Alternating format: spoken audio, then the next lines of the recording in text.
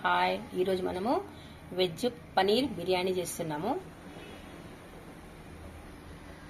దీంట్లో మనము ఒక హాఫ్ కప్ పెరిగేసుకున్నామండి. దీంట్లో ఒక 2 స్పూన్స్ అల్లం ఎల్లిగడ్డ పేస్ట్ అండి.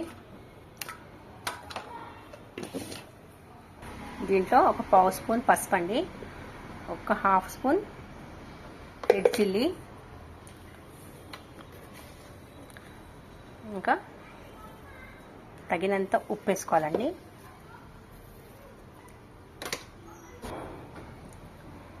ఇంకా ఒక స్పూన్ జీలకర్ర ధనియా పౌడర్, దీంట్లో ఇంకా గరం మసాలా ఒక స్పూన్ అండి. ఇంకా దీనికి మంచిగా కలుపుకోవాలండి. ఇది బాగా కలుపుకున్నాం కదా అండి.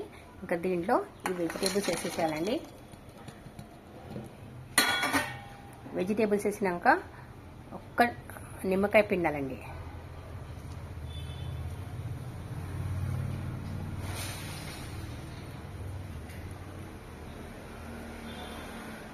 దీంట్లో నిమ్మకాయ గింజలు పడ్డాయి కదా, అది తీసేసినాను. ఇంకా ఇట్లా మంచిగా కలిపేసి ఈ పనీర్ కూడా వేసేసేయాలండి. ఈ పనీర్ కూడా మంచిగా కలుపుకోవాలండి.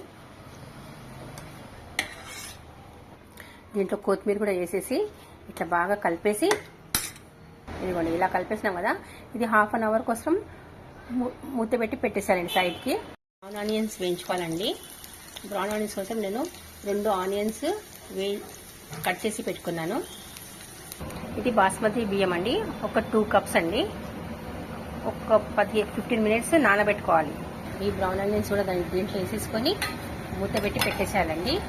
బిర్యానీ నేను కుక్కర్లో చేస్తున్నానండి. ఈ కుక్కర్ పెట్టుకోవాలి. మనకు ఆనియన్ వేయించుకున్న నూనె ఉంది కదా, ఆ నూనెనే దీంట్లో వేసేసేయాలండి.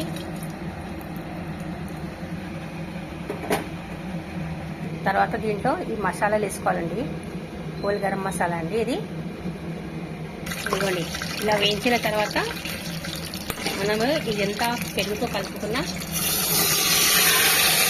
ఇవన్నీ వేసేసుకోవాలండి. ఇది చూడండి ఎంత మంచిగా ఆయిల్ వస్తుంది సైడ్ నుంచి. ఇప్పుడు ఈ బియ్యంలో వాటర్ అస్సలు ఉండదండి. వాటర్ లేకుండా ఇట్లా వేసేసేయాలి.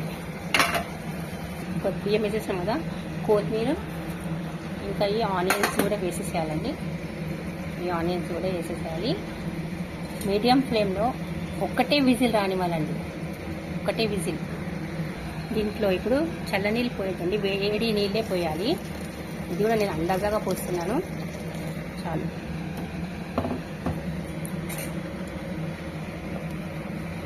ఇదిగోండి మంచిగా ఎక్కువ కలిపొద్దండి, ఇట్లా రౌండ్గా కలపాలి. కలిపిన తర్వాత ఒక్కటే విజిల్ పెట్టాలండి మీడియం ఫ్లేమ్లో.